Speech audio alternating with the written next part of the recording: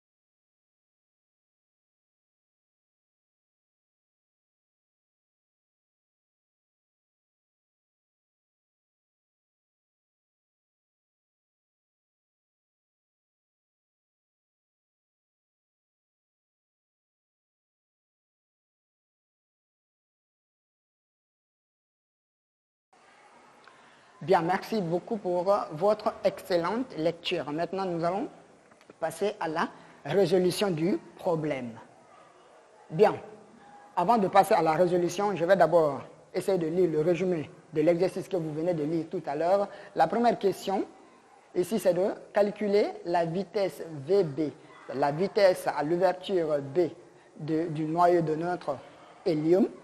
Après, on nous a donné les valeurs, la masse de l'hélium égale ici à 6,65 fois 10 puissance moins 27 kg.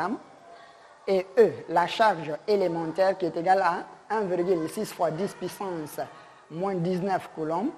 La tension accélératrice U0 qui est responsable du déplacement ici du noyau de l'hélium est ici de 1,04 fois 10 puissance 4 volts. Attention, ici c'est le voltage, donc c'est le volt et ici c'est la vitesse, malgré ils sont tous VV, mais ici c'est le voltage, donc la tension et ici c'est la vitesse. Bien, la distance séparant les deux plaques, ici la plaque A et la plaque B est de 2 cm. Déjà, on demande de déterminer le temps que le noyau émettra entre la plaque A et la plaque B. Troisièmement, on donne ça maintenant, c'est une autre situation. Ici, la différence de potentiel VD et VC égale ici à U qui est supérieur à 0. On demande de déterminer l'équation de la trajectoire du centre du noyau entre C et D. Et quatrièmement, on demande de déterminer l'ordonnée Y, le point d'impact du noyau sur l'écran E. Et ici, on demande de déterminer... Non, ici, maintenant, on nous a donné les paramètres, les valeurs. La valeur ici, vitesse initiale, V0, 10 puissance 6 mètres par seconde. Encore ici, la tension qui est là, qui est égale ici à 5000 volts. Et la longueur, c'est la longueur du plaque, des deux plaques, est ici égale à 2'. La distance entre les deux plaques, qui est égale ici à 10 cm. Et la longueur du centre jusqu'à l'écran est ici de 20 cm. On demande simplement de calculer la déviation angulaire alpha. Bien, c'est ça en quelque sorte que l'exercice dont vous venez de lire nous parle. Maintenant, nous pensons à la résolution. Nous passons à la résolution. Bien. Ici, 1. OK. Maintenant, ce que nous avions fait ici, ça semble être un peu rapide, oui, c'est normal. Ici, la première question est de déterminer la vitesse du noyau VB, la vitesse VB à l'ouverture B. Ici, l'ouverture A, c'est la rentrée du noyau de notre particule. Ici, on peut l'appeler une particule. À l'entrée ici, A, et à la sortie, c'est ici, B. Maintenant, comme toujours, nous avons précisé le système qu'on étudie, le noyau d'hélium de masse M. Le référentiel d'étude, c'est très très important. Et ici, le référentiel, c'est le référentiel du laboratoire considéré comme galiléen, qui on a associé ici un menu repère de base O, X, Y. Le bilan des forces, ici nous avons les forces extérieures, c'est la force électrostatique, seulement EF qui agit ici sur la particule. Il y a bien sûr son poids, mais devant cette force, le poids de la particule est négligeable. Donc, on n'a pas besoin de considérer son poids. Tout ce qui nous intéresse ici, la force électrostatique. Maintenant, ce que nous allons faire maintenant, c'est de chercher bien. D'après la donnée, on remarque quelque chose. Nous allons chercher ici la direction du champ, le sens du champ, ainsi que le sens de la force électrostatique. Est-ce que la force et le champ ont le même sens ou ils n'ont pas de même sens? Nous allons le savoir. Grâce à ces différentes valeurs, nous le saurons très bientôt. Maintenant, ce que nous allons faire, ça, on va considérer ça comme une remarque pour nous.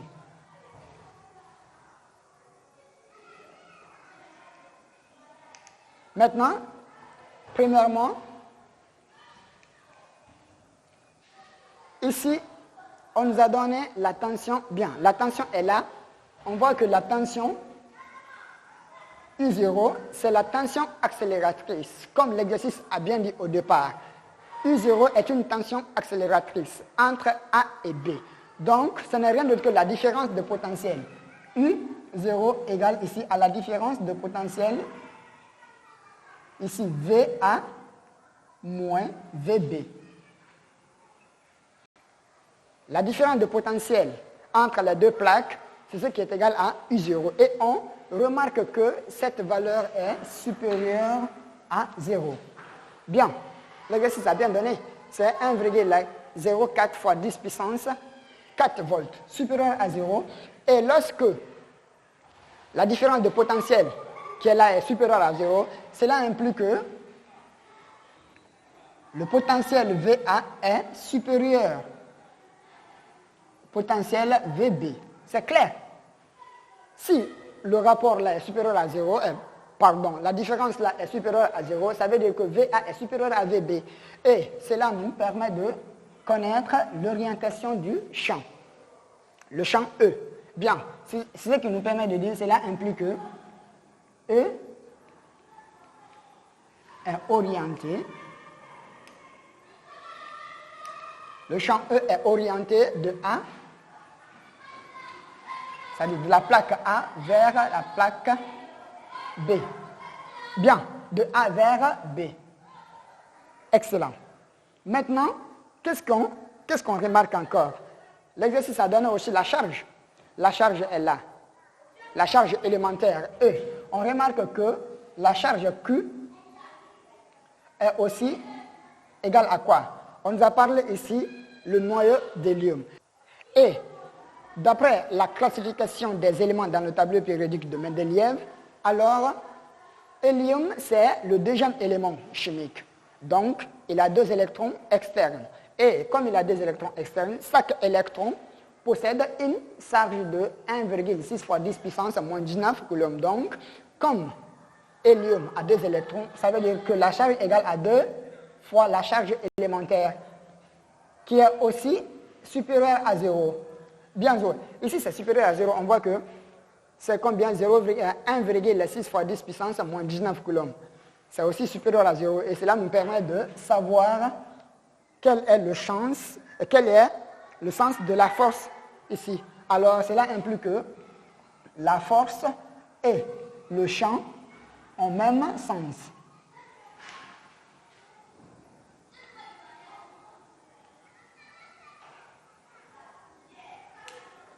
Simplement, en même sens. Bien. Maintenant, comme nous avons cherché à faire ces différentes remarques, c'est important, nous allons maintenant passer à quoi? À partir de là, comme nous sommes dans un référentiel galiléen, on peut appliquer le théorème du centre d'inertie pour déterminer, non, le théorème de la variation de l'énergie cinétique pour déterminer la vitesse. Il s'agit d'une vitesse, donc, appliquons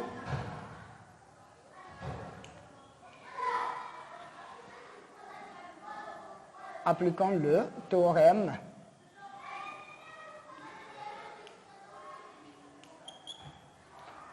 du centre, pour du théorème de la variation de l'énergie cinétique, c'est pas grave, le théorème de énergie cinétique, le théorème de l'énergie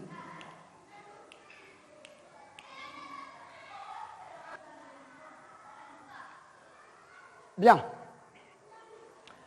Le théorème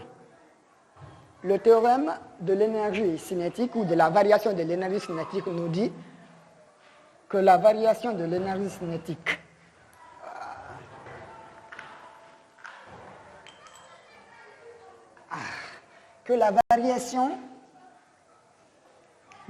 cinétique entre deux points égale à la somme des travaux des forces extérieures.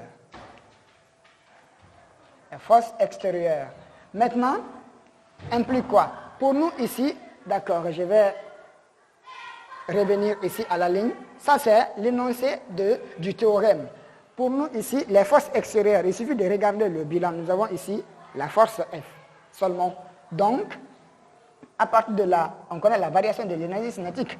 L'énergie cinétique, c'est 1/2, donc, implique 1/2 de M fois V, la vitesse finale VB, au carré, moins la vitesse initiale 1/2 de M fois la vitesse initiale. La vitesse initiale, c'est en A, VA au carré, égale au travail de F, le travail du poids. Et bien, ici, pour le travail du poids, ce n'est rien d'autre que la charge Q multipliée par la différence de potentiel VA moins VB. Bien. C'est ça. Parce que c'est la seule force qui agit ici sur la particule qui est considérée. Le poids, on n'en parle pas. Si le poids agissait, avait une valeur aussi importante, on allait ajouter. Mais comme la valeur du poids est négligeable devant la force là, la force électrostatique, alors nous allons prendre ça. Maintenant, on va encore faire mieux. Ici, on trouve 1/2 de M fois VB au carré moins. Bien, comme l'exercice a dit que le noyau arrive sans vitesse. Donc, ça veut dire le noyau n'a pas de vitesse. Comme il n'a pas de vitesse, alors on prendra 0, qui est égal encore à quoi? À Q multiplié par là. Ici, la différence de potentiel, nous avons dit, bien au départ, la différence de potentiel qui est là, c'est ce qui est égal ici à U0. Alors, Q fois U0. Bien. Cela implique quoi? La patte là, donc on n'en a pas besoin. Qu'est-ce qu'on peut faire? D'accord, on prend 1/2 de M fois VB au carré, qui est égal maintenant à Q multiplié par la tension. Et cela implique quoi? À présent, pro des extrêmes égale pro des moyens, on va trouver M fois VB au carré, qui est égal à 2 fois quoi? 2 fois Q fois U0. Et comme c'est la vitesse qu'on cherche, on profite ici, on tire VB au carré. VB au carré égale, alors à 2 fois Q fois I0 divisé par la masse. Bien. comme c'est VB tout court qui nous intéresse, on va trouver alors, on élève ici. C'est-à-dire, on prend ici la racine carrée, encore ici la racine carrée. Donc, on va trouver alors, finalement, après les simplifications, on va trouver 2 fois Q fois I0 divisé par N. Bien. Et on peut faire encore mieux parce que ici, Q, on avait dit aussi c'est 2 fois la charge élémentaire. Donc, ce qui implique que la vitesse VB égale à la racine de quoi? Maintenant, de 2 fois encore 2E. C'est-à-dire on a maintenant remplacé Q par son expression, par sa valeur ici, fois encore U0 sur, ici quoi? Sur la masse. Bien. Et à partir de là, on a 2 fois 2, c'est 2 au carré. Donc, ce que je peux faire, vous pouvez vous limiter là-bas et faire l'application numérique si vous voulez, ou vous pouvez également faire comme ça. Cela égale. Comme ici égale à 4, 2 fois 2 égale à 4. 4 c'est 2 au carré, donc le 2 peut sortir sous la racine. On va trouver alors ici 2 fois quoi? La vitesse, 2 fois la racine de E fois U0 sur M. Bien. C'est ça la vitesse au point B, dans notre cas, ici. Bien, c'est la vitesse VB. La vitesse à la sortie B. Maintenant, on va appliquer ça. On va appliquer ça.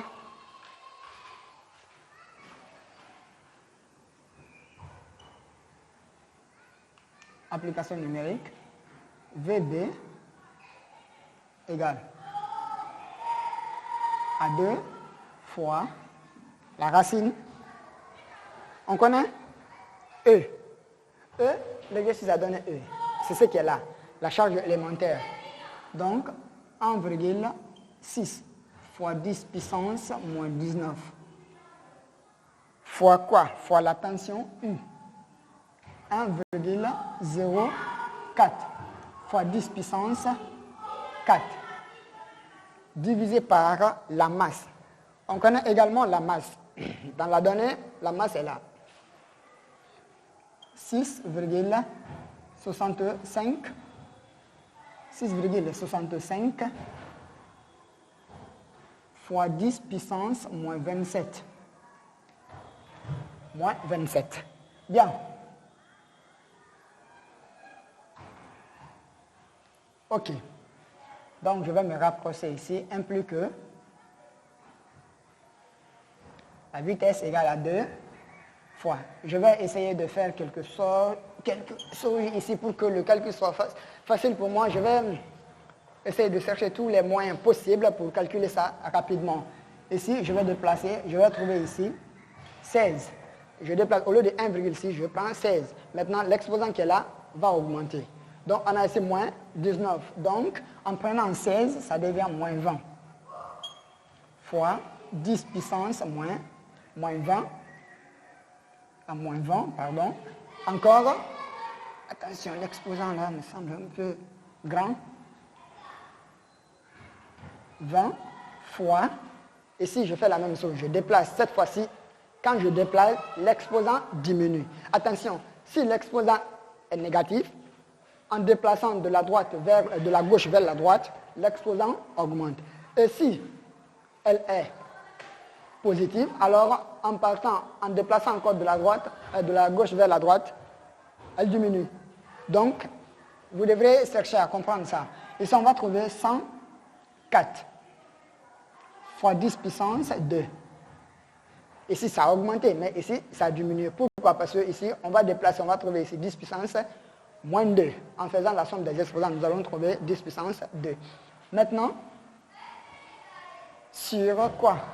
La même chose ici, mais ce que je vais faire, je vais prendre 66,5 fois 10 puissance moins 28.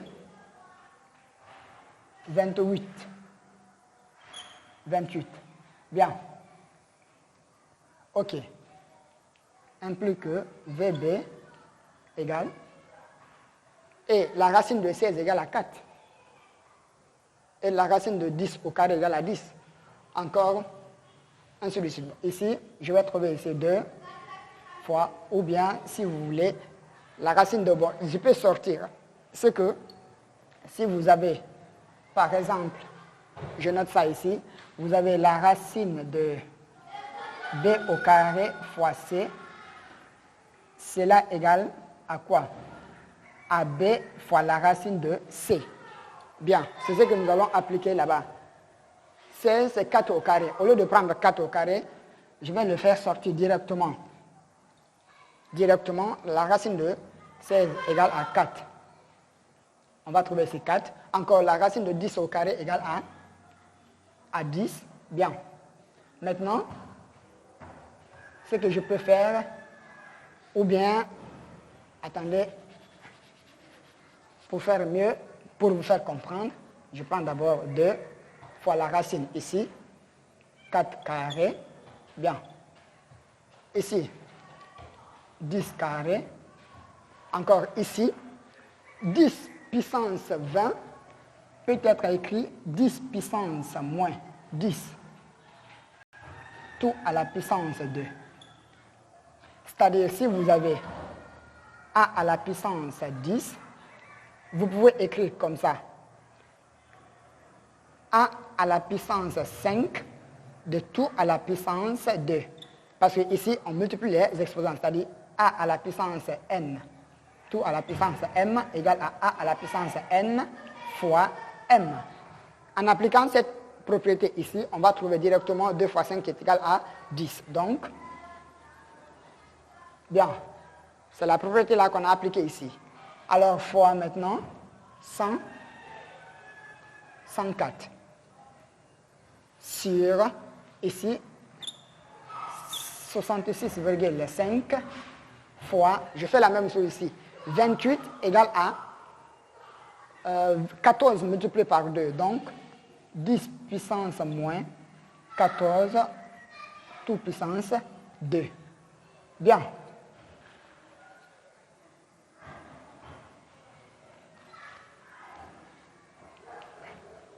Implique que VB égale. VB égale à quoi? Ici, ce que je vais faire, 4 peut sortir, on va trouver ici 2 fois 4 peut sortir, 10 peut sortir, encore 10 puissance moins 10 de tout au carré peut sortir, donc on va trouver fois 10 puissance moins 10 maintenant, moins 10. Bien, après, au dénominateur, ici maintenant, le 10 puissance moins 14 tout puissance 2 peut également sortir. On va trouver 10 puissance moins 14 fois maintenant la racine. C'est les deux là qui ne peuvent pas sortir parce que ce ne sont pas des carrés parfaits. Donc on va trouver la racine de 104 sur 65 et 66,5. Bien. Implique que, bien, à partir de là, nous allons calculer ici. Et ce que nous allons trouver, VB égale. Ici, on remonte le 10 puissance moins 14. Lorsqu'on remonte, ça devient 10 puissance 14. 10 puissance 14 fois 10 puissance moins 10. Donc ça va rester 10 puissance 4. Et 10 puissance 4 fois 10, ça fait 10 puissance 5. On va trouver 2 fois 5, ça fait 8 fois 10 puissance. Les 3 là, 10 puissance 5. Bien, fois maintenant la racine. Le rapport là nous donne 1,56. 1,56. Et maintenant, ce qui est égal, ici, 8 fois 10 puissance 5, fois maintenant la racine de 1,56, 1,25. 1,25. Et on trouve VB égale, maintenant à quoi? À 8 fois 1,25. 8 multiplié par 1,25. Cela va me donner ici 10. Donc, on va trouver 10 fois 10 puissance 5, qui est égal alors à 10 puissance 6 mètres par seconde. Bien. Implique que notre vitesse VB égale, la vitesse VB égale à 10 puissance 6 mètres par seconde.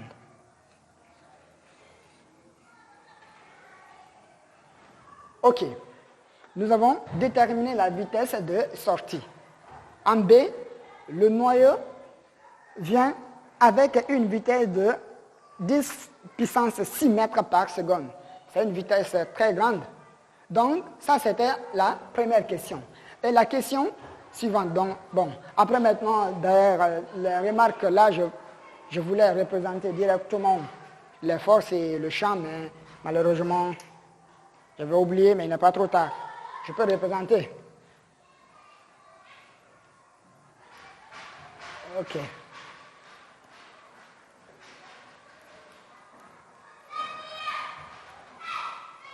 Je représente comme ça.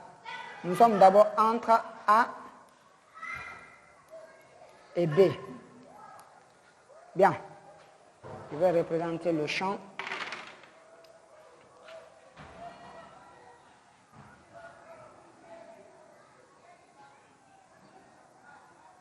On a dit le champ, c'est de A vers B, l'orientation donc.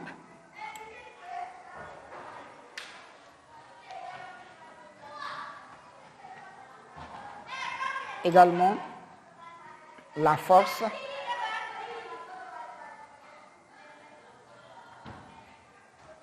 la même chose. Bien, parce que les deux ont le même sens. Maintenant, comme nous avons déterminé la vitesse, ce que nous pouvons faire, nous allons encore calculer le temps. Le temps que le noyau émettra entre A et B. Ça, c'est ce que nous allons déterminer.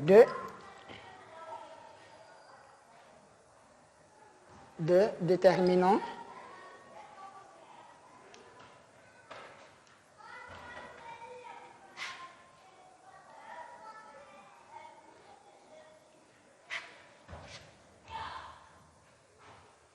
le temps T, ou le temps de parcours, ainsi de suite, tout ce que vous voudrez, mais il faut quand même dire quelque chose avant de passer. Bien.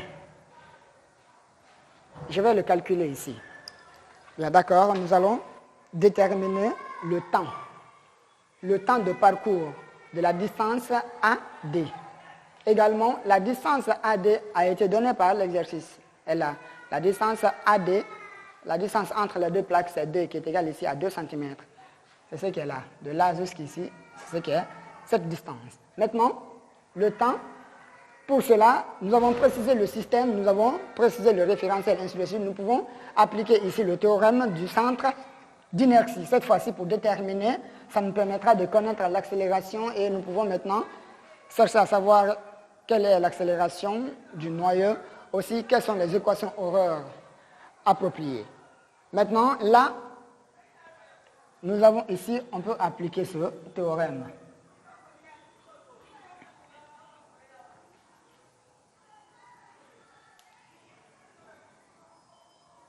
Appliquons le théorème du centre d'inertie. Appliquons le théorème du centre d'inertie. Appliquons le théorème du centre d'inertie au système.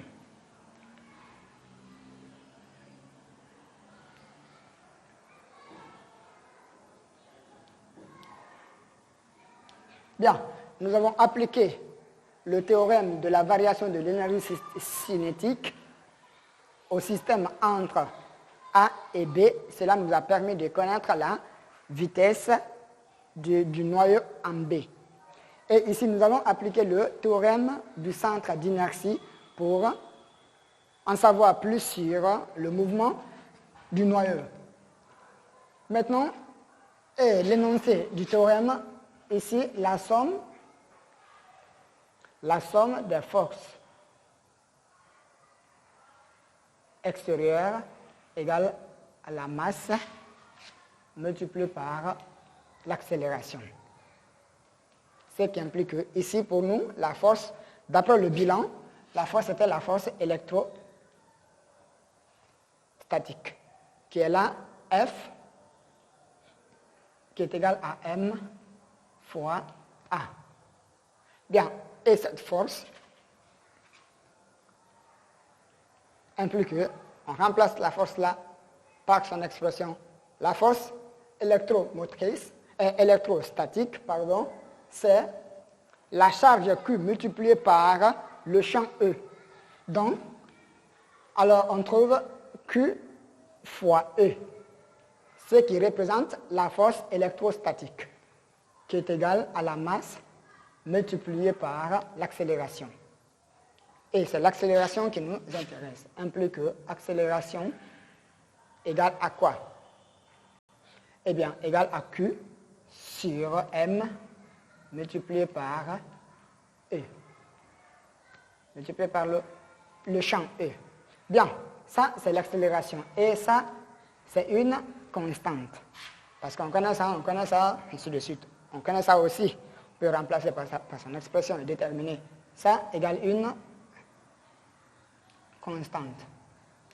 Égale une constante. Donc, si l'accélération est une constante, donc le mouvement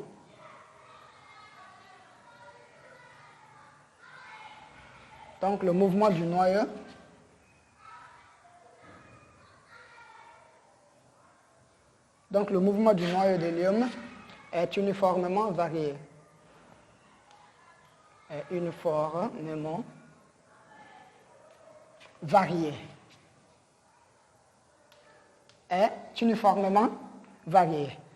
Et comme c'est un mouvement uniformément varié, alors les équations horaires suivantes s'imposent. On va trouver ces différentes équations.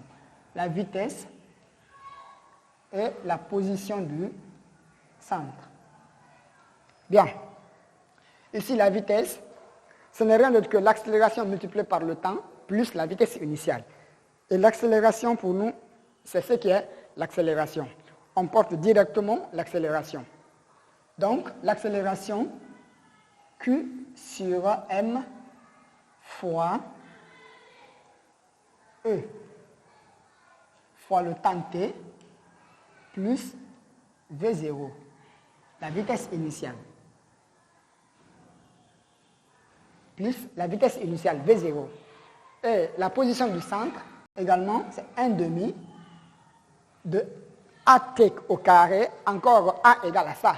Donc l'accélération fois le temps au carré, l'accélération, je prends ça, l'accélération Q sur M fois E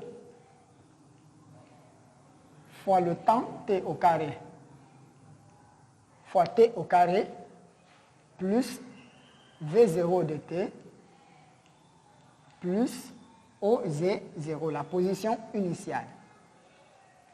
Bien, nous avons ça. Maintenant, on va préciser les différentes dates. À la date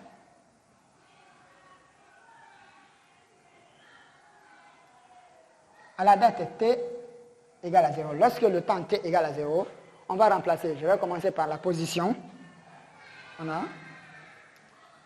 En remplaçant, nous allons trouver quoi précisément? On va trouver OG0. On parle de T0. OG0 égale ici A pour coordonnées X0, Y0. Bien.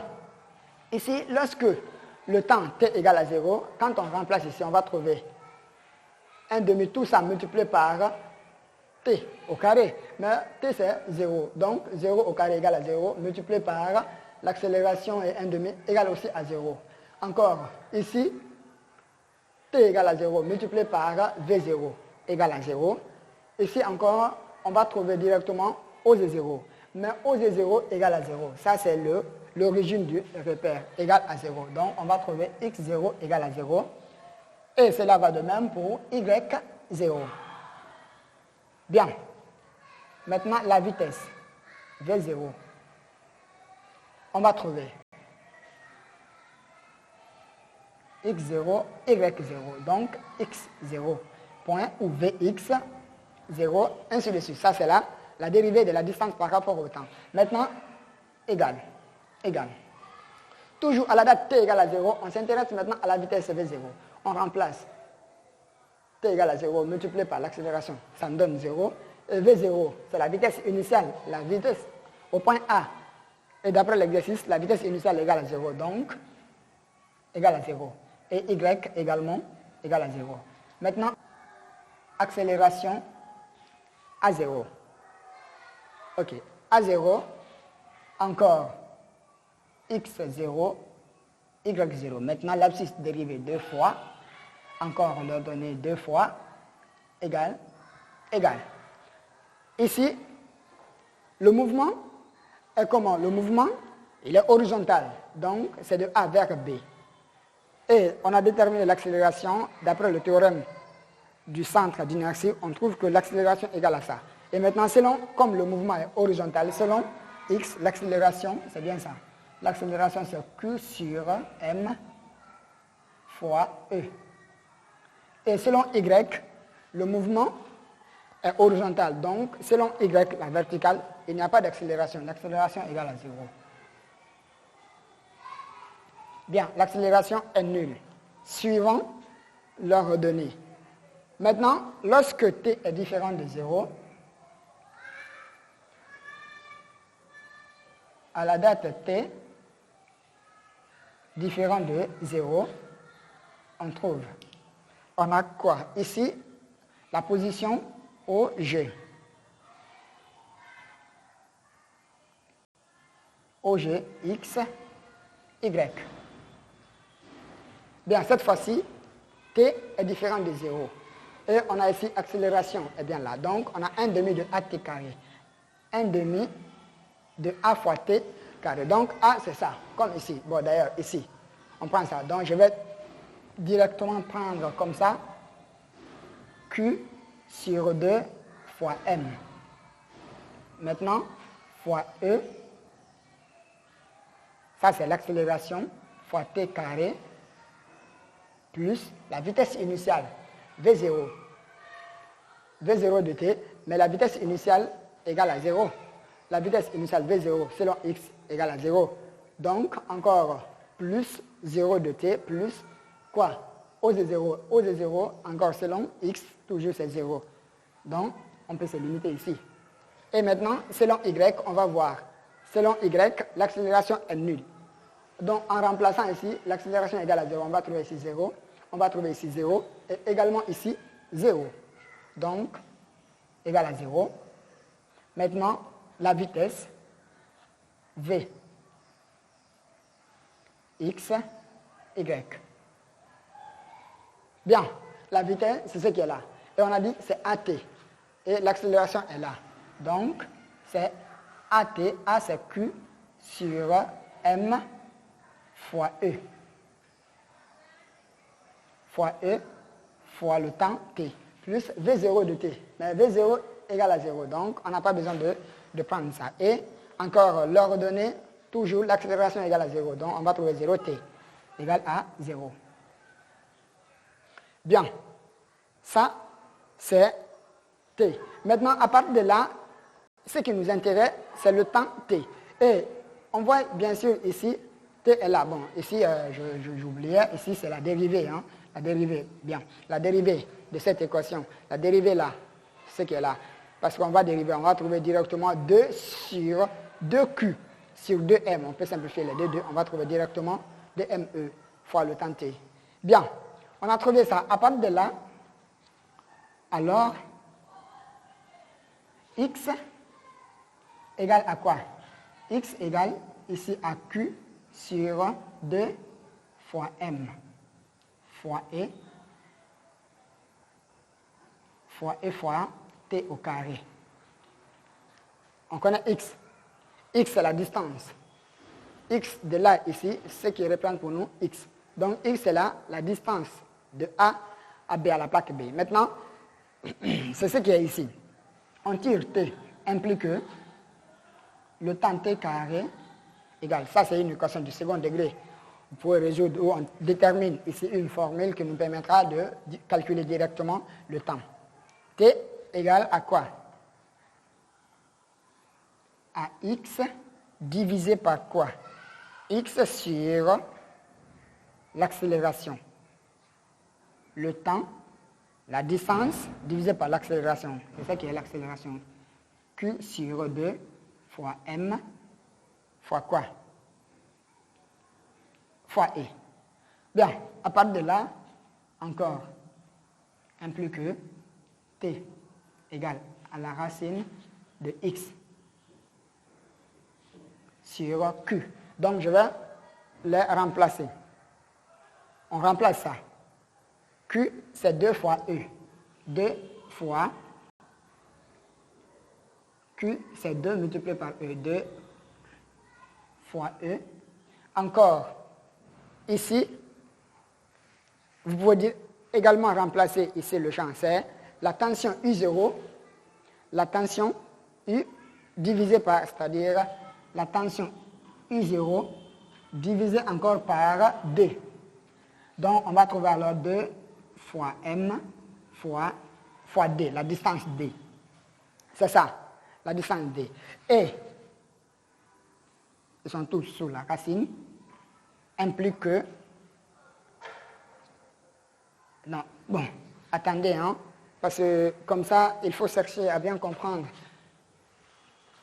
Diviser une fraction par un nombre. Je vais bien ordonner, sinon... Voilà. On a ici x sur tout ça. Donc, en remplaçant, nous allons trouver ici 2 fois la charge élémentaire E. Et ici, en remplaçant ça, on va trouver U0 sur 2 fois M fois la distance D. Bien, à partir de là, on peut simplifier ça et ça. Donc, là, on connaît ça. Ici. Bien, ici, implique que on a ici une fraction, un nombre divisé par une fraction. On multiplie ce nombre par l'inverse de la fraction. Ici encore, c'est la distance D. C'est la distance qui est là, x. On peut également le remplacer. C'est ce que je vais le faire ici. On va trouver la racine de quoi? On prend ici la première fraction, c'est ça. X sur ça. Donc, on inverse ça. Et lorsqu'on inverse, on va trouver, alors, x égale à d. Je remplace directement d fois quoi? Fois m fois d. 2 fois m fois d sur ça. E fois U0. Donc, bien. Je vais bien écrire.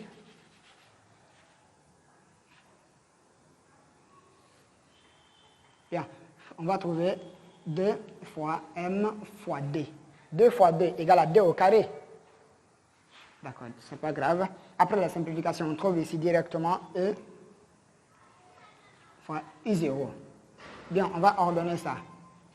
On trouve que T égale à quoi?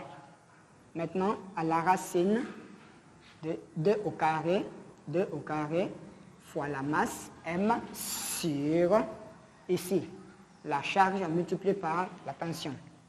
Donc, à partir de là aussi, comme D est élevé au carré, je vais profiter de le faire sortir, implique que le temps, T égale D, la distance, fois maintenant la racine de quoi? De la masse divisée par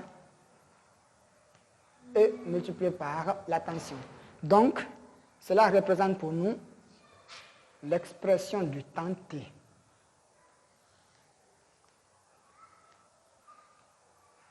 Bien. Et je vais effacer et appliquer ça numériquement. Et nous allons faire l'application numérique. Toutefois que nous avons déterminé la formule, alors l'application numérique nous attend. Application numérique, T égale la distance D, on connaît la distance D.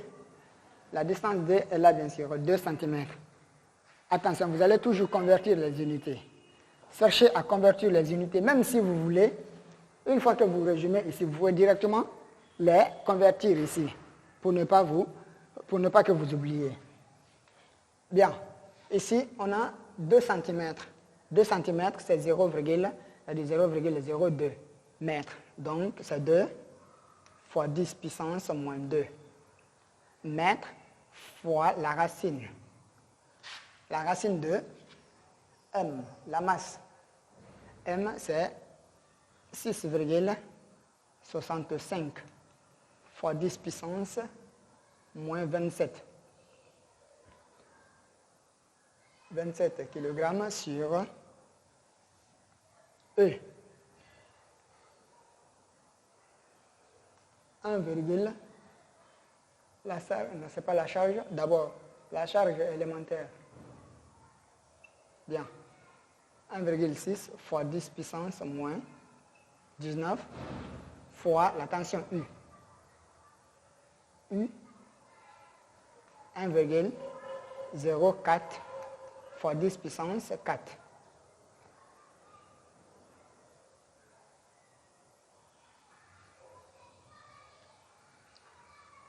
OK. Implique T égale 2 fois 10 puissance moins 2 fois. Je fais comme ce que nous avons fait pour calculer la vitesse. Je vais essayer de déplacer ici. En déplaçant, je déplace de 1 rang pour avoir ici un nombre pair comme exposant. Ici, fois 10 puissance moins 28 sur, encore ici, 16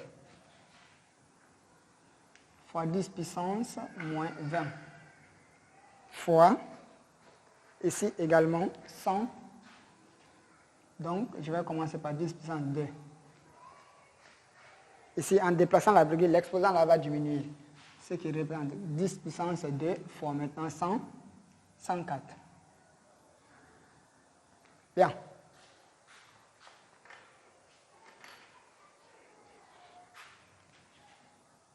Implique T égale à 2. Bien. Ici, maintenant, je vais sortir les nombres. OK. D'abord, je vais les décomposer. 10 puissance moins 2 fois. OK. À partir de là, on a 6,5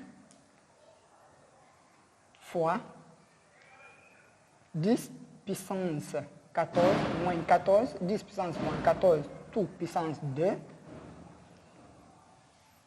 sur 16, c'est 4 au carré, fois, ici, 10 puissance moins 10 de tout puissance 2,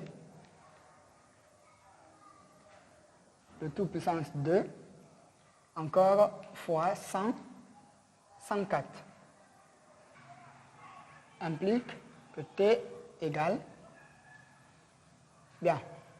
À partir de là, c'est une fraction maintenant. Donc, c'est la partie là qui deviendra le numérateur. Parce que ça, pour le faire entrer, il doit multiplier le numérateur là. Le dénominateur, c'est ça. Encore, pour faire sortir ça, c'est exactement la même chose. Le numérateur, c'est ça. Et le dénominateur, c'est ce qui est là. Donc, comme nous avons... Attention, nous avons ici... Bien, nous avons ici 10 puissance. Bien, 10 puissance 2. Oh, 10 puissance 2 n'est pas là. Attention. J'oubliais 10 puissance 2. OK. On ne doit surtout pas oublier quoi que ce soit. Sinon, bien. Maintenant, on a ici 10 fois 10 puissance, 2 fois 10 puissance moins 2 fois ça. Ça sort 10 puissance moins 14. Maintenant, en bas, 4 sort fois 10. Encore fois. La partie là sort également. Donc, on va trouver 10 puissance moins 10. Bien. On va trouver le reste. C'est ça. 66,5 sur 66,5 sur Combien sur 100? Sur 104. Bien. T égale, implique que T égale. Bien, à partir de là, on a ici 10 puissance, 10 fois 10 puissance moins 2, ça fait moins 10. Ça fait 10 puissance moins 9. Donc, on le remonte. Ici, 10 puissance 16, attendez. D'abord, on va trouver ces 2 quarts fois 10 puissance 16. 10 puissance moins 16. 10 puissance moins 2 fois 10 puissance moins 14, ça fait 10 puissance moins 16. Donc ici, fois 10 puissance moins 9. À partir de là, on remonte ça. Lorsque ça monte, ça devient 10 puissance combien? 7. Bien. Ok, fois d'abord le rapport là, la racine de 66,5 fois sur 104 égale à 0,64. À peu près égal à ça. Donc, T implique que T égale à quoi? 0,5 fois 10 puissance. Ça, lorsqu'il monte, ça devient 10 puissance combien? Eh bien, 10 puissance 9. 10 puissance 9 fois 10 puissance moins 16, ça fait 10 puissance moins 7. Maintenant, fois, encore ici, la racine là, c'est 0,8. Bien. D'accord, on va voir ça. Et c'est ce qui est égal à quoi? Ici, je peux prendre 5 fois 10 puissance moins 1 pour voir clairement. Bon, c'est pas encore 0,8, c'est 8 fois 10 puissance moins 1 encore. Moins 1 également. T égale. T égale ici, je prends 5 fois 10 puissance moins 1 fois 8 fois 10 puissance moins 1. C'est-à-dire je déplace ici la virgule, ça me donne 10 puissance moins 1. Ici encore je déplace encore, ça me donne 10 puissance moins 1 fois 10 puissance moins 7. Et tout ça me fait maintenant, ici ça fait 40. Bien, 8 fois 5 fois 8 égale à 40. 40 fois 10 puissance 1, 10 puissance 1. Ça fait 10 puissance 2, 10 puissance 7, 10 puissance 9. Bien, fois 10 puissance moins 9. Implique que T égale, et à partir de là encore, 40 c'est 4 fois 10. Donc je vais trouver 4 fois 10. Et l'exposant là, soit je diminue l'exposant, je trouve 4 fois 10 puissance moins 8. Moins 8. Donc, je trouve ici en secondes. Ça, c'est le temps.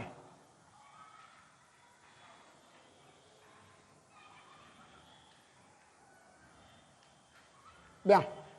Le temps, c'est 4 fois 10 puissance moins 8 secondes. Le temps que le noyau d'hélium émettra entre les deux points.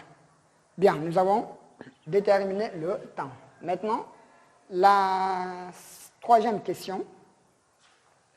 La troisième question, c'est de déterminer 3. On nous a donné, cette fois-ci, nous ne sommes plus entre A et B, mais nous sommes maintenant entre les deux plaques-là. La plaque C et la plaque D. Bien, et une chose très importante dont je voulais oublier, d'abord ici, la charge. Bien, la charge ici, la plaque, ici c'est la plaque positive. Bien, la charge c'est plus, ici moins. Bien, encore ici, la plaque là, c'est la plaque positive.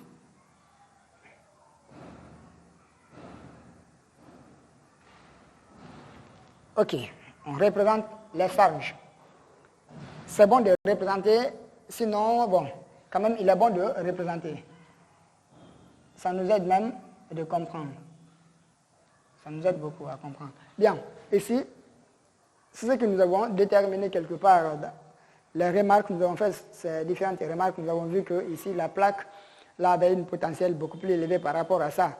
Donc, ce qui fait que les électrons, aussi la charge Q est positive, supérieure à 0. C'est ce qui fait que les charges, le noyau d'hélium se dirige vers la plaque négative. Donc, ici, elle quitte, la particule quitte en A vers en B à cause de la charge. Parce que deux charges de même signe se repoussent et de signe contraire s'attirent. L'attraction, c'est entre le noyau et la plaque là, parce que la charge là, c'est une charge négative. Maintenant, ici encore la même chose. Ce que je vais faire, je vais cette fois-ci représenter les distances. Donc ici, c'est la distance D. La distance D, et je fais ça à la règle.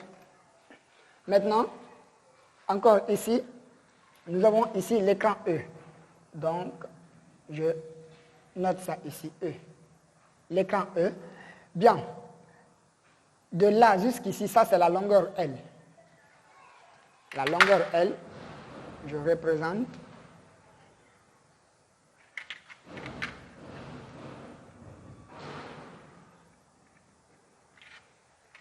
C'est la longueur de la plaque.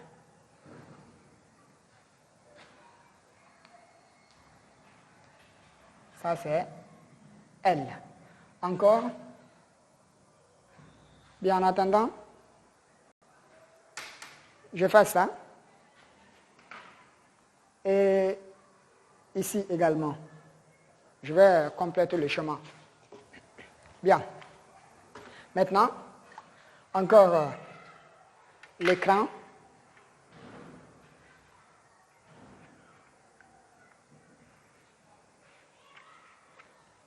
Bien. Maintenant, ici, comme nous connaissons la longueur là, ici c'est le milieu. Bon, ce n'est pas très pratique, mais je n'ai pas de compas ici pour déterminer le milieu exact. Mais ici, c'est le milieu. Bien, c'est le milieu de la longueur de la plaque, c'est-à-dire L divisé par 2. Comme c'est ici, je vais nommer ici le point I. Maintenant, à partir de là, nous sommes toujours dans le même repère, mais cette fois-ci, l'origine, c'est ici. Donc, je vais encore placer à nouveau ici l'axe, l'ordonnée. Bien. Ici, Y. Ici, c'est le point O, l'origine du mouvement cette fois-ci. La particule quitte ici, il pénètre à nouveau dans un autre champ. Là où il rentre, là où le noyau rentre, c'est là-bas, nous considérons comme l'origine du mouvement, au point O. Bien, l'axe vertical, horizontal, X est toujours ici. Maintenant, la distance entre l'écran et le milieu, je vais représenter, c'est ici.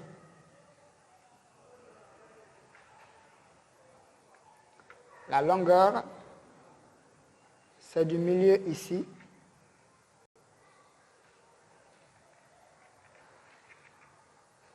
Jusqu'à l'écran.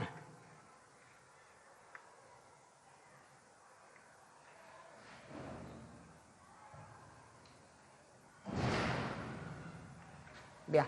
Ici, c'est grand L. Bien, c'est grand L. Du milieu ici jusqu'à l'écran. C'est ce qui représente pour nous la longueur grand L. Maintenant, une fois que la particule pénètre ici dans le champ, et comme elle est chargée positivement, elle a une charge positive, alors elle va dévier. Mais cette fois-ci, son mouvement, c'est un mouvement parabolique. C'est-à-dire la trajectoire n'est pas parfaitement rectiligne. Donc, il viendra ici, légèrement comme ça. Bien. Maintenant, on remarque que le point C est là. Bon. Ok, la plaque C. Ici, nous avons ici à la sortie, c'est ce qui représente la sortie. Donc je vais en colorer.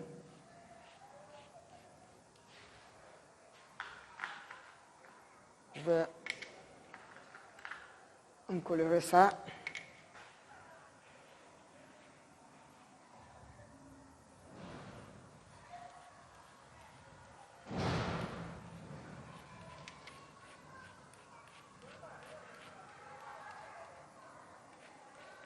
Sa trajectoire, elle est parabolique. Ici, le sommet, c'est ici, haut, la flèche. Maintenant, la déviation angulaire. Et une fois que la particule sort du champ, alors son mouvement devient automatiquement rectiligne. Donc, ici, alors, je vais représenter cette trajectoire. Et la déviation, c'est par rapport au centre. Ici, la tangente. OK. Ici, au centre. À la sortie seulement, la trajectoire devient directement rectiligne parce que la particule n'est plus soumise à la force du champ. Maintenant, ça représente pour nous le point C. Ici, donc, de là jusqu'ici, je vais appeler ça Y de C. Encore ici, X de C. Maintenant, comme nous avons ici un angle alpha est là, bien sûr. Et la question, d'abord, c'est de déterminer quoi? Troisièmement, on dit de déterminer l'équation de la trajectoire. C'est l'équation de la trajectoire que nous allons déterminer. Alors, pour cela, comme nous avons pu représenter ces différentes distances et autres, nous allons procéder à la détermination de la trajectoire. Bien, nous étions ici. Déterminons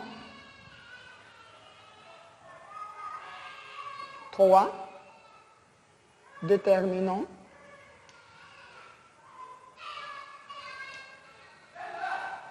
l'équation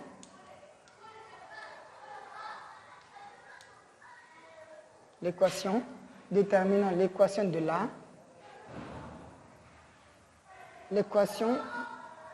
de la trajectoire. L'équation de la trajectoire du noyau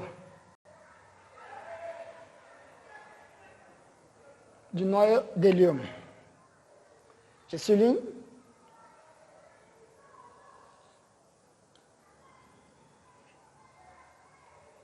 Voilà. Maintenant, ici, à nouveau, ce que nous allons faire, comme nous sommes dans le même référentiel galiléen, ici, je vais préciser encore les forces qui s'agissent. Ici, je représente ici directement pour ne pas oublier, c'est la force. Nous avons ici, la force, c'est de la plaque A vers B et C, plutôt la plaque D vers C. Donc,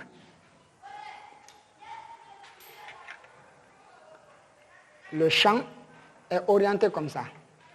Ça, c'est l'orientation du champ. Et la force également est orientée comme ça également.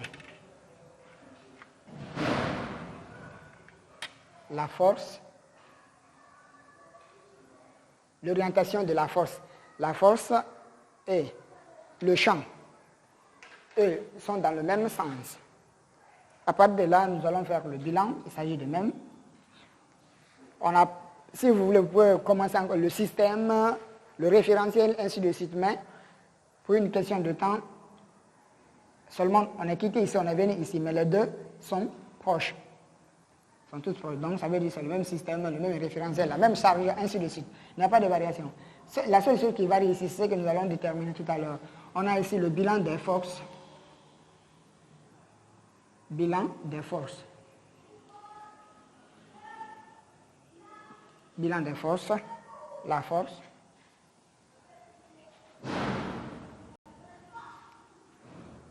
La force électrostatique.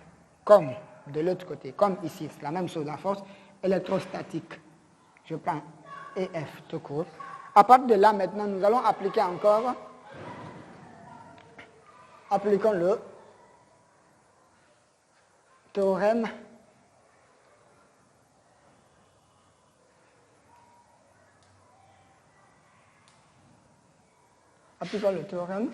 du centre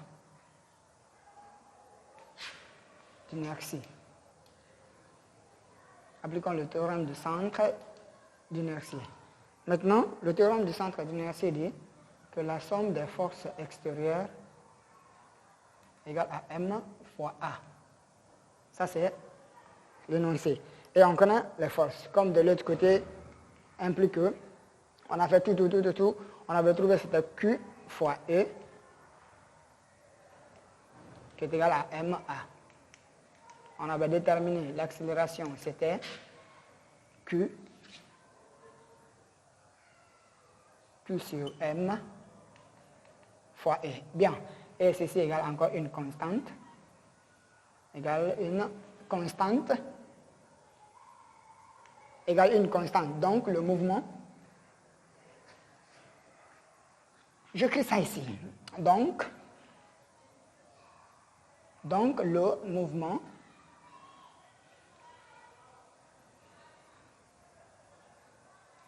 vous comprenez? Donc, le mouvement du noyau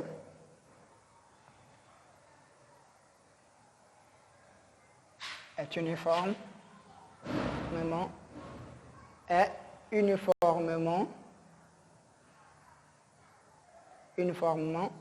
varié. Il s'agit d'un mouvement uniformément varié. Comme c'est le cas, les équations horaires suivantes s'imposent. On a la vitesse comme de l'autre côté.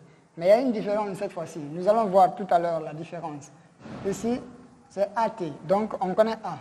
A, c'est Q sur M fois E fois le temps T, AT, plus V0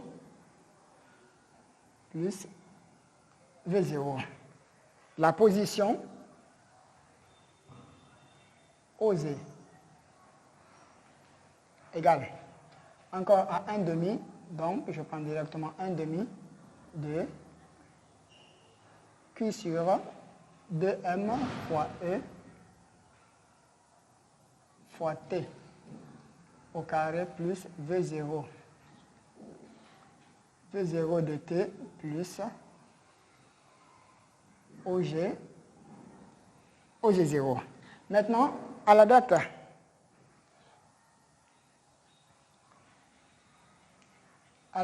T égale à 0, on va trouver quoi? Bien, on va trouver OG0 comme coordonnée x0, y0. Bien, ici, c'est l'origine. À l'origine, ici, l'ordonnée égale à 0, et encore l'abscisse, la même chose. Égale à 0. Rien n'est fait d'abord. Donc, nous sommes ici à l'origine. Et la vitesse, cette fois-ci, la vitesse V0 égale x.0, y.0. Bien. Encore, ici, la vitesse initiale. Cette fois-ci, l'exercice a bien donné une vitesse initiale. Donc, la vitesse initiale, c'est V0, qui est égale ici à 10 puissance 6. Donc, x égale à V0. La vitesse Vx égale à V0. Et y égale à quoi? Égale à A0. La vitesse ici égale à V0. Et selon x, selon y, la vitesse est nulle à l'origine. Bien. Maintenant, l'accélération. Et l'accélération est une constante. Bien. On trouve alors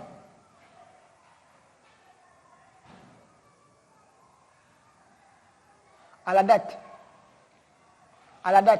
t égale à 0, on va voir l'accélération est comment? L'accélération est une constante, donc selon y et selon x, c'est ce qui est ici. Selon x, c'est accélération, c'est ça. Bien. Q sur M fois E. Maintenant, selon Y, l'accélération égale à 0. L'accélération égale à 0, parce que le mouvement, ici, au point initial, c'est quelque chose de horizontal. Maintenant, lorsque t est différent de 0, à t différent de 0, on a quoi? Bien, à partir de là encore, on prend OG égale à cette fois-ci.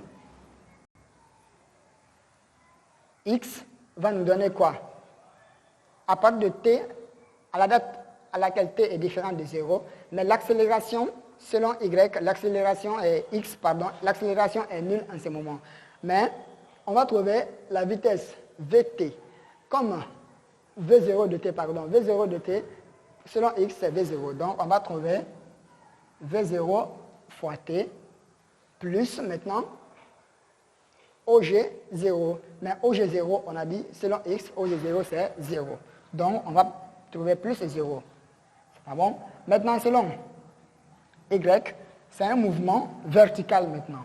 Donc, on a bien sûr une accélération ici. Alors, on trouve Q sur M fois E.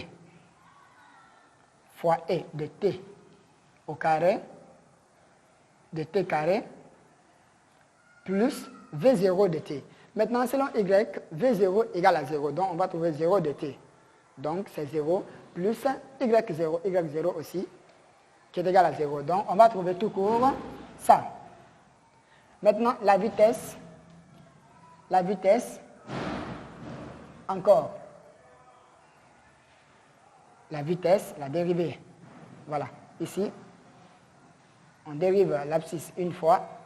Bien, x point égale y point égale.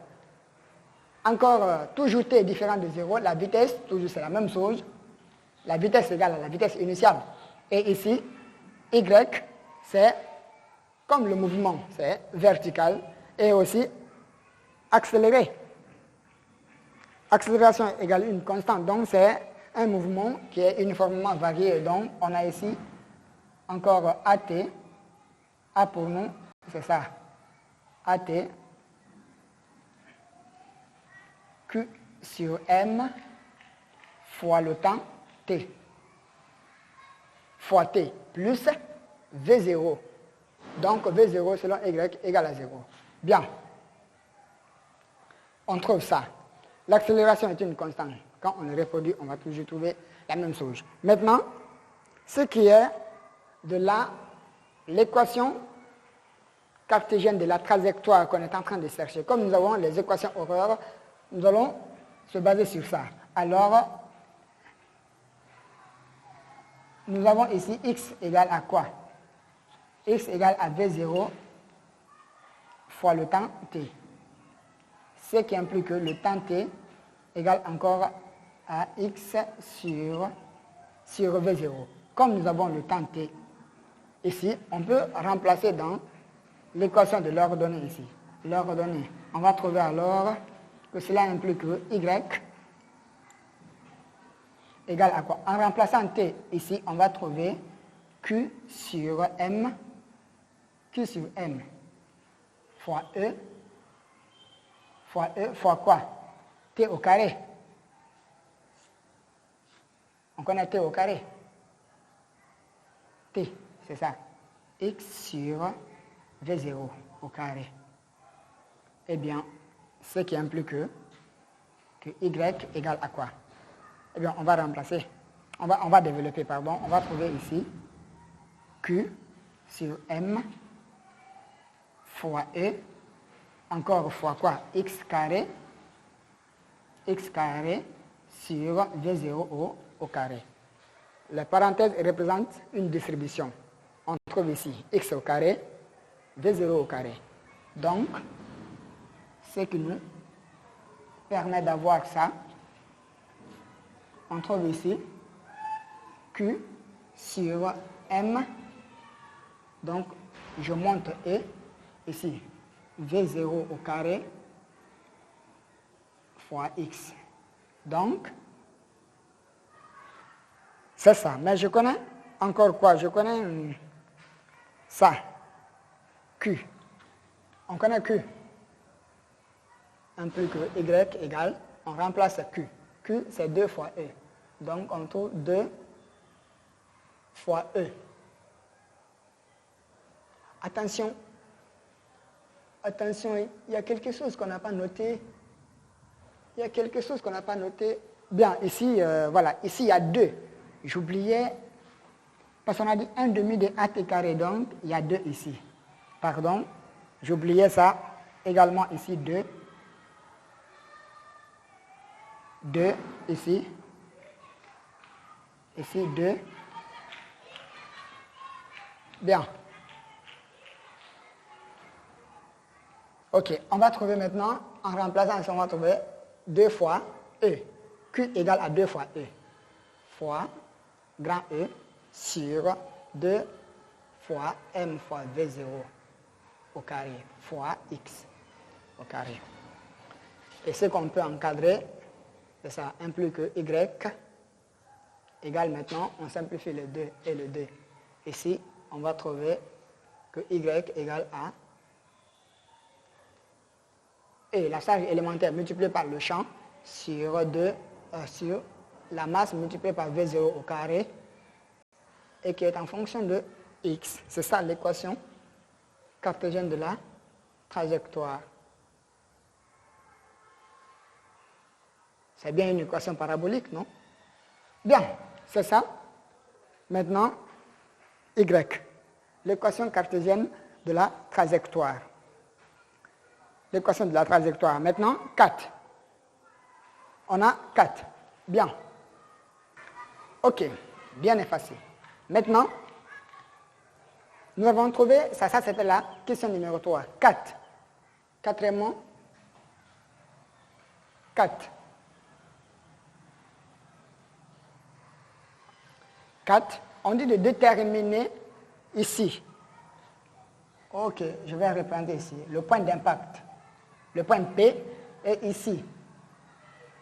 Nous avons ici H, ici comme orthogonal. Ici maintenant, HP, qui est pour nous ici grand X. Grand Y, pardon. C'est ce qu'on veut. C'est ce que l'exercice veut qu'on détermine cette fois-ci. On demande de déterminer l'ordonnée du point d'impact, l'ordonnée Y du point d'impact sur OX, le point où le noyau viendra s'heurter à l'écran. Bon, ici, c'est le point d'impact. Directement, la particule viendra cogner l'écran. Donc, on veut déterminer cette fois-ci quoi? L'ordonnée de ce point. Bien. 4. Déterminons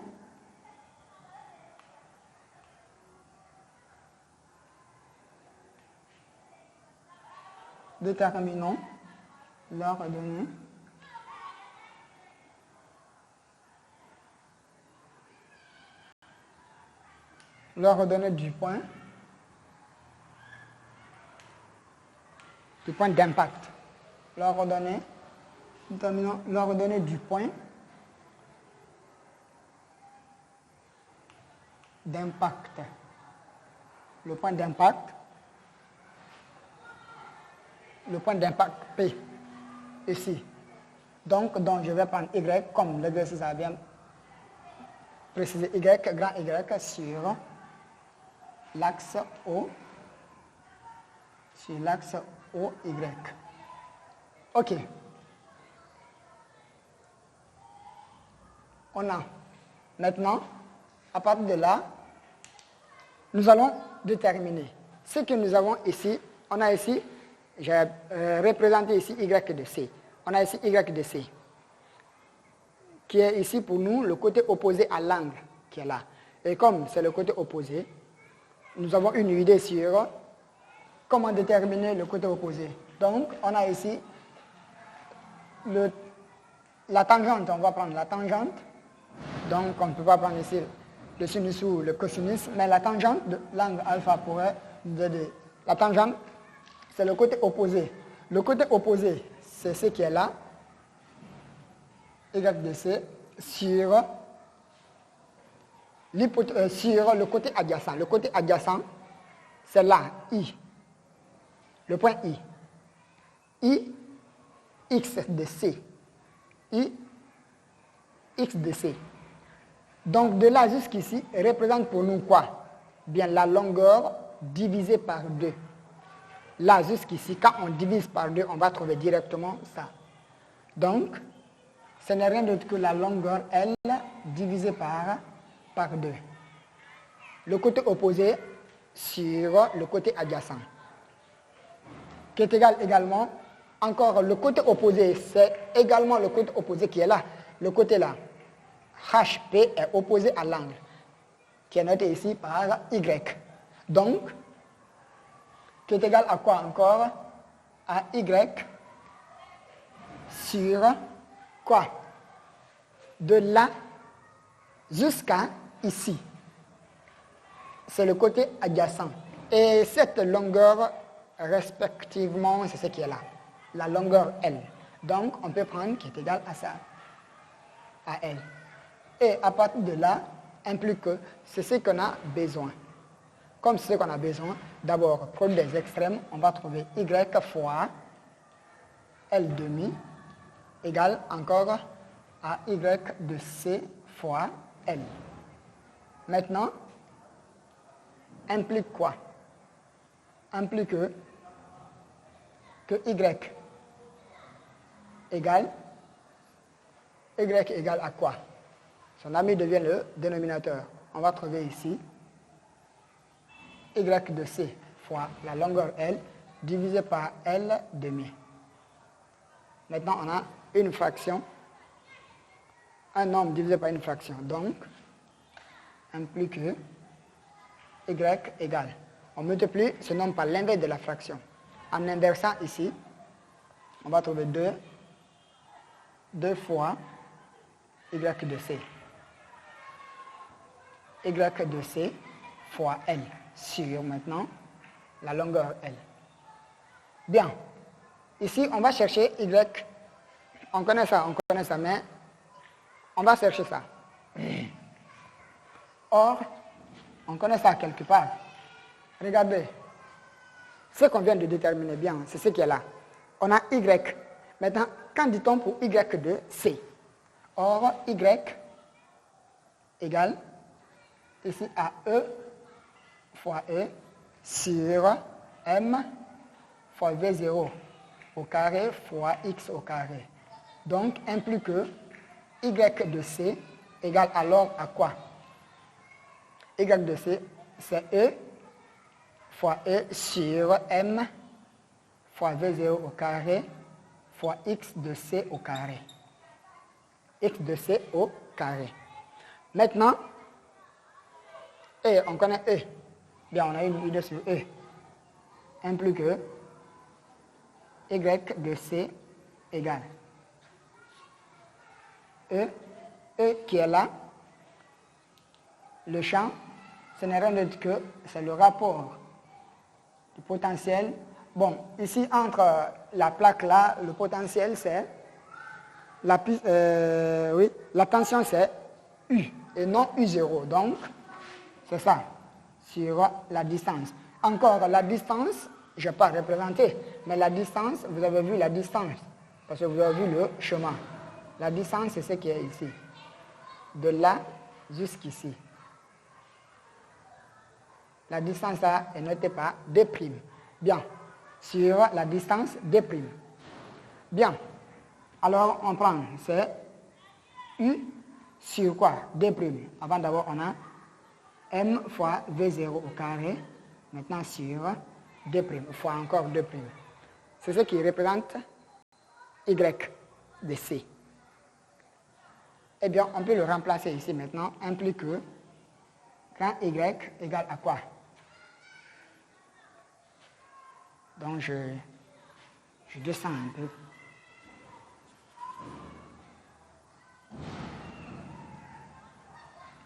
Implique que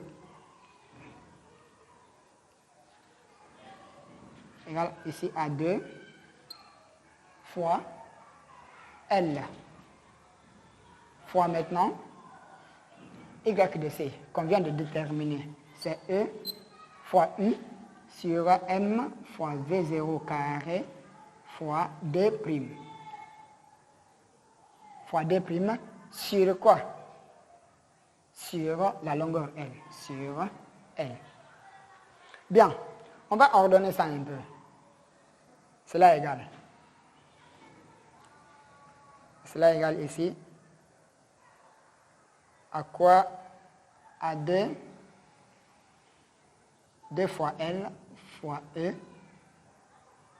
fois U sur quoi? Ici, M fois V0 au carré fois D' sur L. Sur L. Bien. Et à partir de là, ce que nous allons faire ici implique que, attention, je dis x de c au carré. X de c au carré. Bien, attention, j'oubliais x de c au carré. Maintenant, x de c, je n'ai pas noté x de c ici, x de c au carré, également ici. Attention. Bien, à partir de là, regardez maintenant x de c, c'est i xc. De là jusqu'ici, représente pour nous également encore la moitié de la distance. De là jusqu'ici, c'est la moitié. Mais x de c, c'est de l'origine jusqu'ici. C'est-à-dire à la rentrée jusqu'à la sortie, ce qui est pour nous x de c. Et maintenant, x de c est respectivement L. Donc, à partir de là, en connaissant que x de c égale à L, on prend ici. Alors, on prend ici L au carré. Bien, on prend là-bas L au carré. Maintenant, lorsqu'on a remplacé, et on a ici L carré, bien, ici également, L au carré. OK. Bien, je crois que c'est bon. À partir de là, maintenant, ce qu'on peut faire, ici, on a une fraction divisée par un nombre. Alors, on divise 2 L E U L carré sur M fois V0 au carré fois D' fois D' fois encore quoi? L'inverse de ça, c'est 1 sur L. Mais égal. Encore, toujours le chemin. C'est très utile. Nous devrions avoir une compréhension claire sur le chemin. Regardez à quoi égale à la distance D'. La distance D', c'est la distance qui sépare les deux plaques, C et D. Et la distance, là, l'exercice nous a donné bien, c'est cette distance qui est là. On dit L, la longueur de la plaque égale à la distance qui sépare les deux plaques. La longueur de la plaque égale à la distance qui les sépare aussi. L égale à D' égale à 10 cm. Bien. Comme c'est le cas, alors on va trouver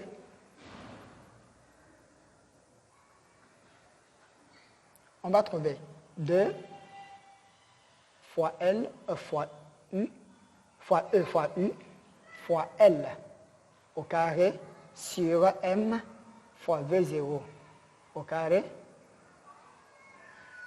fois V0 au carré fois D fois L. Comme D' à 2' fois L, 2' égale à L. Donc, on va trouver alors L au carré. Encore. Et à partir de là, on peut les simplifier. On trouve que Y égale maintenant à 2 fois la longueur L fois la charge élémentaire fois la tension U sur M, la masse fois V0 au carré. La masse fois V0 au carré. C'est ça, l'expression de l'ordonnée du point d'impact Y, du noyau sur l'écran. Eh bien, où on doit faire l'application? Ici. OK. Maintenant, on applique.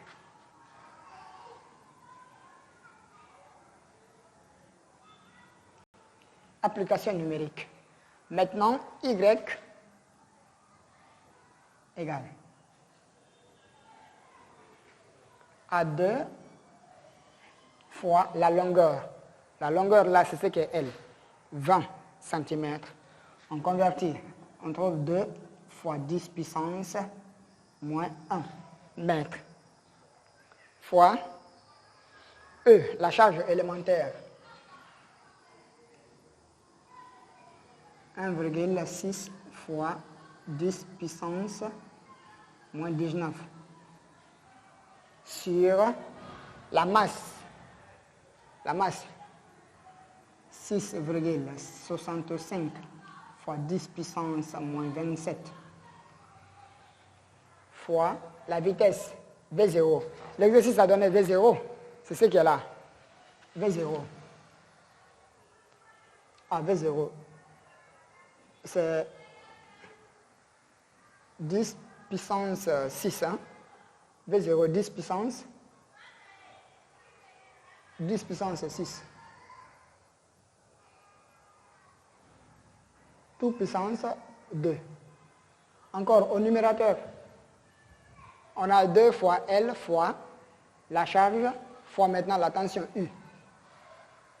La tension U, c'est ce qui est là. Je peux prendre 5. 5000, c'est 5 fois 10 puissance 3. OK. On s'approche ici. Y égale. Ici, je vais commencer par transformer. Je vais trouver ici 2 fois 2. Donc, je prends là-bas directement 4. 2 fois 2, 4. Ici, l'exposant, je déplace ça. Je vais trouver 16. 16 fois 10 puissance 20. Moins 20. Ici, ça fait moins 21.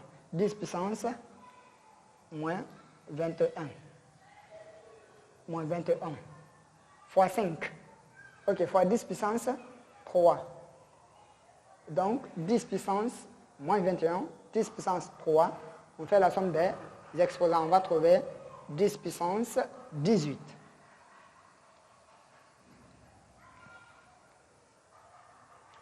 Je vais commencer par 5. 4 fois 5, 4 fois 16 fois 5, fois maintenant 10 puissance moins 18. Ici, 20. 17. 20 moins. Non, 21, c'est 18, bien sûr. Parce qu'on a déplacé ici, ça nous a donné 20. Plus ça fait 21. Maintenant, plus ça fait moins 18. Et maintenant, en bas, ici, on va trouver 665 fois 10 puissance. L'exposant là, ça fait 10 puissance moins 29 fois 10 puissance. 6 fois 2, ça fait 10 puissance 12. C'est pas mal. Implique que Y égale. Bien. On a 4. 4 fois 16 fois, ça fait 320. Hein? 320 fois, ici, 10 puissance moins 18. Maintenant, en bas, ici, 665 fois, ici encore, on fait la somme. La somme des deux là. C'est-à-dire 29 moins combien? C'est ça, 29 moins 12. On va trouver ici 7, 1, moins 17. Donc, c'est ici le signe moins.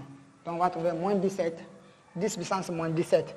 Et comme on va trouver ici 10 puissance moins 17, c'est-à-dire ici 10 puissance moins 17, je le remonte. En remontant, ça devient 10 puissance 17.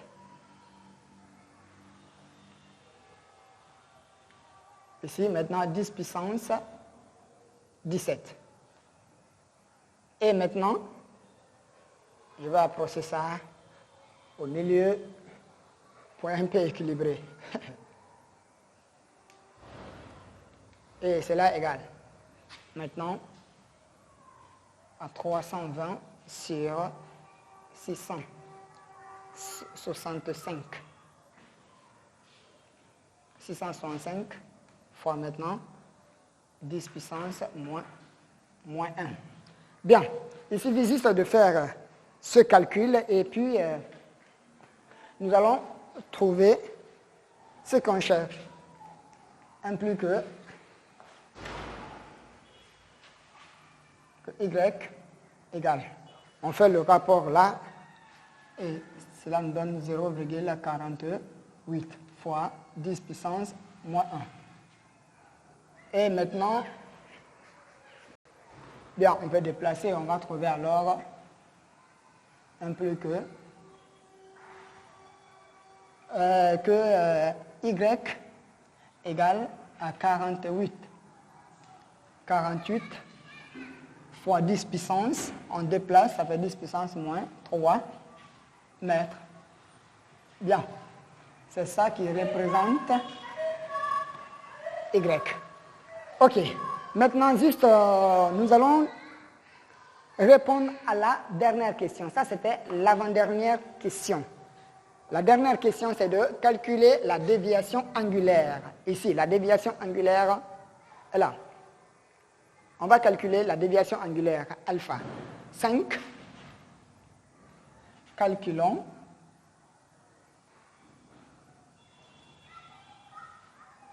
Calculons la déviation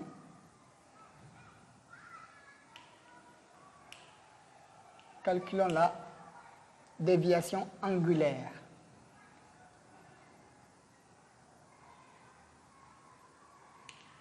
La déviation angulaire alpha. Donc, ou calculons l'angle alpha. Maintenant, nous allons calculer cette déviation. Et à partir de là, on n'a pas besoin d'aller très loin. Et on a le rapport là. On a dit la tangente, c'est le côté opposé sur le côté adjacent. Et heureusement pour nous, nous connaissons tous les côtés. À présent, on a la tangente de l'angle alpha égale côté opposé. Le côté opposé, c'est ça, le côté opposé, divisé par le côté opposé divisé par le côté adjacent. Le côté adjacent, c'est L. Ça, divisé par le côté adjacent, L. Et on connaît tous les deux, heureusement. Bien. Ah ça, ok, je peux encadrer ça comme l'expression 1 plus que application numérique. Tangente. La tangente de alpha égale, on connaît y, ce qu'on vient à peine de calculer, ce qui est là. C'est 48 fois 10 puissance moins 3 sur L. L, la longueur, c'est ce qui est là. Et c'est ce qui est encore ici. 2 fois 10 puissance moins 1. Donc cela égale à 48 sur 2 fois 10 puissance, l'exponent, ça devient plus 1, donc moins 2. 1 plus que la tangente de alpha égale alors à quoi? On fait le rapport là. On va trouver 2, 4. 24 fois 10 puissance moins 2, qui est égal ici à 0,24. 0,24. Donc, 1 plus que la tangente de alpha égale à 0,24. Et maintenant, 1 plus que arc, la tangente, 1 plus que alpha, angle alpha égale alors à l'arc de la tangente fois 0,24 et implique que alpha est à peu près égal ici, c'est-à-dire l'inverse de la tangente est à peu près égal ici à 13,5. Donc, c'est ça la déviation angulaire. L'angle entre le plan horizontal, l'axe qui fait avec la déviation alpha, c'est 13,5. Donc, 5 degrés.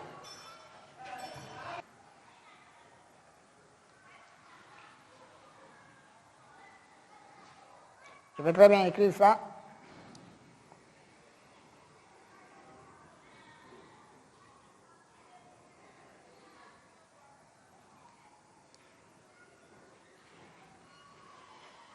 Voilà. 13,5 degrés. C'est la valeur de alpha, à peu près égale à ça. Bien, les amis, c'est tout pour la vidéo. Si jamais vous trouvez des erreurs dans les calculs, prenez votre calculatrice et essayez de corriger ces différentes erreurs.